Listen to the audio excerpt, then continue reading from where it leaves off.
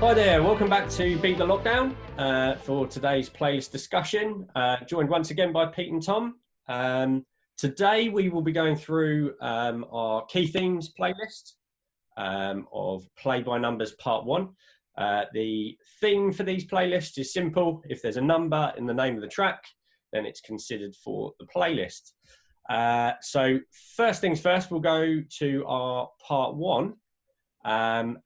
We'll give our three choices, and then afterwards we'll have a quick chat with regards to why we picked those and why we didn't pick others. If you want to go first, Pete. So I picked, it's quite easy, this one. I picked Pulp, Disco 2000. Yep. 1251 by The Strokes and 7475 by the Connells or Connells. I'm never quite sure how you say it. Tom. I went 1999 by Prince, and I did 1251 by The Strokes, and then 2000 by Gorillaz. Okay. I went for exactly the same as Petter. So I've gone for 7475, Disco 2000, and 1251. I would say, looking at the playlist, actually no, I was going to say the ones that Tom picked that me and Pete didn't were the ones I was stuck on potentially.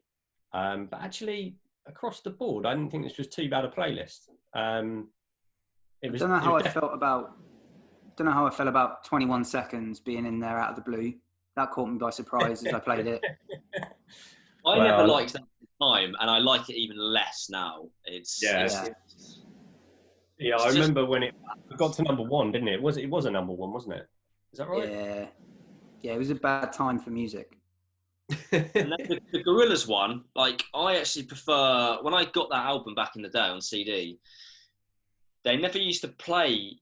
At least I always had to listen to Capital Radio on my bus to school, and they never played this one. They always played the remix, which is a lot faster, and actually, in my opinion, is better. The Soul Child remix, right, was the B-side on the single, which I deemed is different enough that actually appears in a playlist next week. So you'll get an opportunity. It was just it was a bit faster and a bit just a bit funkier. It was better. I don't know why they didn't go, do you know what? We should put this on the album instead. I mean, look, I don't know about. I mean, were there any others you even considered, Pete? I mean, I like 1999 a lot, but when it was never really gonna be. I never had any strong thoughts of whether I should put it in against one of the other ones. If I was to put them in an order, Pulp probably would have been number 3. My one problem, I love that song, Disco 2000, but my only thing I don't really like about it is the length of it. It goes on for quite a bit. Like, I quite like sort of 3.5 minute long songs. It feels like it's a chorus heavy, doesn't it? It feels like it doesn't require probably that, I wouldn't say necessarily, I wouldn't be so callous as saying it doesn't require the last minute and a half of the track, but it does feel like it goes on for that period too long. It's over 5 minutes, and I don't think it needs to be that. Right. One of the ones I really, as soon as I saw it, was like, that ain't going on, is apart from Say Solid Cruise, is Perfect 10 by The Beautiful South. Now, I think I made my feelings clear on The Beautiful South in another video, and this is basically the song that makes me think that. Like, lyrically, it's quite clever, it's quite good, just like a lot of their stuff, but just the song itself, the sound of it, and the vocals just make me want to just like it. I do like it. I don't think it's too bad, but I mean, it wouldn't have come close to getting into to my list. I mean, Tom, had you ever heard 7475 before? I had, but not to recognise it. Like, if that had come on the radio, I would have gone, oh, but then I would not have actually paid attention to the song itself. So when it came on this time, I was like, oh, and then didn't really pay any attention to the song. I had it on a That's What I Call Music compilation. That's What I Call Music 1995, which I guess was a kind of a best of the however many they released that year. And so much of it was dross to me even then. But that song always stood out. Even how old was I? I would have been 11 in 1995. So even then, I was like, oh, this is a good song. And you don't really hear it much these days. It's kind of a bit forgotten because I guess they didn't really achieve much in the way of big fame. I couldn't even name you another track by them. But no, I don't think I know another Connell song. But yeah, when we discussed what the next sort of key theme should be, and we talked about numbers, I think it might have been you sort of mentioned it to me, Pete. It was something I considered before, and that was the track that you sort of mentioned in terms of you could have like this, and I suddenly remembered it, and I was like, oh yeah, it's just one of those songs that you're right. I remember it over time, and then it's kind of disappeared, and I'm so glad that it's unearthed itself to me again. We obviously had that discussion in a previous video. It might have even been our first video about Fascination by Alphabeat. And I said, I was so glad they reappeared. I said they had no longevity. Well, I mean, this was their second. I think it was the single after Fascination. And actually, I don't mind this as a little pop song. I think it's all right. It also includes an absolutely cracking line in it, which again I think highlights that fantastic Scandinavian style pop song thing of using a phrase that you're like, where have they pulled that out from? Where I think he uses the phrase, "I'm not looking for arty farty love." I just thought that my mind went to how on earth did he learn that phrase? What book when you're in class is teaching you arty farty as a descriptive term? Well, I'm not sure. As I say, since they're from Sweden, right? I'm not sure that they have. They're Danish, actually. Oh, okay. Well, I know in a lot of those Scandinavian countries, they don't tend to have dubbed movies and TV and stuff. So they learn. They watch a lot of Hollywood and English language stuff. So it's just kind of osmosis, I guess. I mean, arty farty. I mean, that to me sounds like an eminently British phrase. So what show have they found that from? Like, because that's the thing, because it can't just have been a once-off use of the words to stick in his diction. It must be something where he's seen it a few times. So yeah. Anyway, you hear someone say something just once, you're like, oh, that's what the hell's that all about? So it might have just been a one-time thing, but who knows? But you're right. Yeah, it's like. It is kind of interesting when you hear people with another language like use kind of a fairly deep cut phrase, So yeah, but I don't even remember how that song goes. I listened to this playlist a couple of times, and it didn't do a whole lot for me.